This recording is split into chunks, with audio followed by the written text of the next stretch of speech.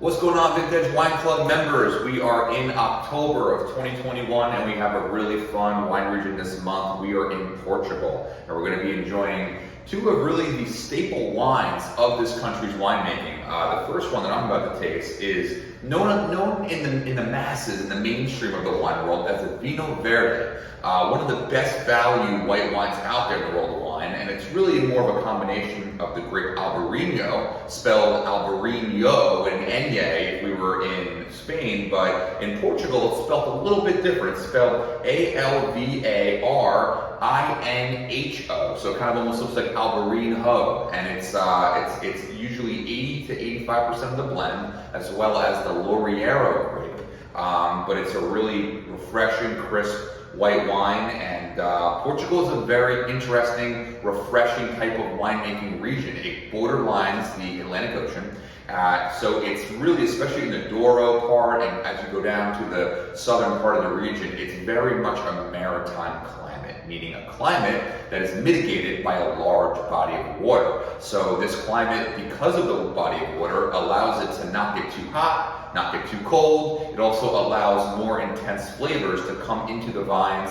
The white wines tend to have a lot of minerality going on, a lot of salinity, and it's also usually known stylistically for Albarino in Portugal to be done almost 100% in stainless steel, because we want to preserve the freshness, the crisp acidity, and the fruit in these wines. So the white wine I'm about to dive into is your white wine of the month. It's an Albarino Contacto done by Alcemo Mendes, and this is technically, again, a Vinho Verde wine. So I'm just going to take a quick glance at the color. And right off the bat, if you're at home tasting wine with this, you'll notice that if you look at your white wine in front of a white backdrop, it is incredibly transparent. What could that mean? That's a telltale sign that this is probably 100% stainless steel aged, because when we age wine in oak, not only does the oak impart flavor and texture, but it also imparts color. So this definitely checks out for a normal style of Vinho Verde to be very light, very just that light straw color with just a tinge of light gold, and that usually gives away to us that we're dealing with a crisp stainless steel aged white wine. So I'm just going to give it a smell. And I'm getting, the big one with Albarino and Vinho Verde is always going to be citrus, whether it's Meyer lemon, lemon zest, lemon curd, all that type of stuff is there. Maybe even a little bit of a lime, maybe a tad bit of grapefruit. But the other big thing for me is tree fruit. And what I mean by that is like yellow and green apple, a crisp yellow and green apple, a little bit of pear in there. And if I give it another smell, my brain starts to also go into the terroir, the soil. The soil tends to be a little bit chalky, a little bit mineral rich, and that minerality kind of comes out in the wine. So before I even taste the wine, my palate's already almost craving a bronzino type of dish with this wine, or another type of a hearty white fish dish would go really well. So let's give it a taste.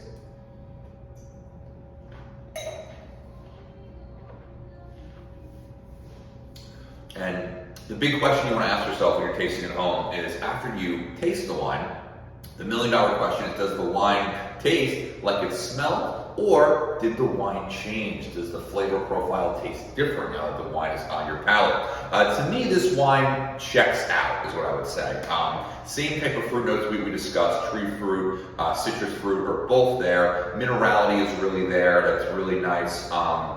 And I can confirm that there was probably little to no oak in this wine. Not really getting much of those flavors. What I am getting is a little bit of an almond or brioche note, and that just tends to be stylistically, when you're drinking an Albarino, that doesn't always mean that's a flavor that could come from wood, because in this case it's not. It's actually coming from the grape itself. This Albarino is a unique grape where it has actually thicker skins, and the berries are a little bit smaller than a lot of its white grape counterparts. So it tends to have almost a little bit of natural fentanyl type of aroma, natural skin contact, and those thicker skins, even after we press the juice and immediately discarded the skins, sometimes that almond brioche note would still be there. So again, as far as flavor pairings, I would love to have some soft cheeses with this, some halibut, branzino would be phenomenal, maybe some mussels and a white wine sauce. I would also love a really healthy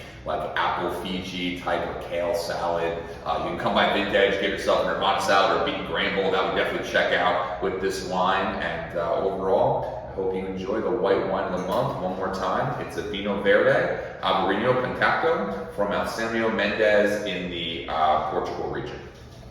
Hi everybody, I'm going to jump into the red wine of the month for October, which is a Douro red out of Portugal.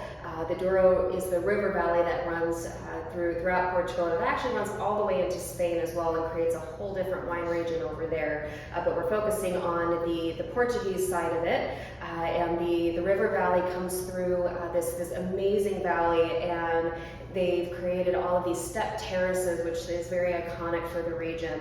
And they do that to help maximize all the sunlight. The climate can be a little bit challenging with all of that water, and so they make these terraces to prevent a lot of erosion. They want to maximize the sunlight and all the heat that they get out of the growing season, which also helps from the water reflection. All of that sunlight comes down and it helps to really ripen the fruit. So a lot of the reds that you'll find from this area are going to be very fruit forward because those grapes are able to ripen fully, and so they're going to be nice and smooth, probably a lot of tannin structure as well. Just looking at this particular red, it's very purple, which makes me think it's going to be pretty intense and definitely more on the fruity side. The nose matches up to that as well. Definitely heavy on the red fruits.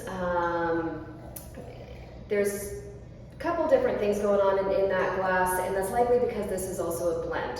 So you're going to have a blend of Trigonese now, which is the major player, which is a Portuguese varietal that you don't hear a whole lot about other than in Portugal. It also has Riga Franca, and it has Tinta Roriz, which is actually another name for Tempranillo. And so you'll find some similarities between Spanish varietals bleeding into the Portuguese, but they changed their names, which can make it challenging to follow it if it's something that you like.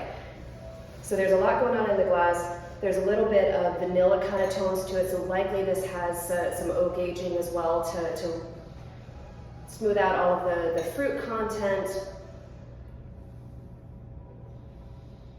And that continues onto the palate. So you're going to have really intense fruit flavors. It's very smooth. There's a good tannin structure to it. You feel a little bit of that grip in there, but the acidity is not very high. And so that's going to be a really good pre-dinner to into dinner into post-dinner kind of wine. This strikes me as being a really good kind of barbecue wine. Like, it's very low key, it's very approachable, kind of crowd friendly. You could do it with anything from a burger into even like a portobello burger, something like that has a lot of intensity. All of that fruit content in this wine is going to help match up to that. But it would also translate into an easy steak kind of situation. So it's a pretty versatile little wine. So that is it for the October red out of Portugal, out of the Douro River Valley.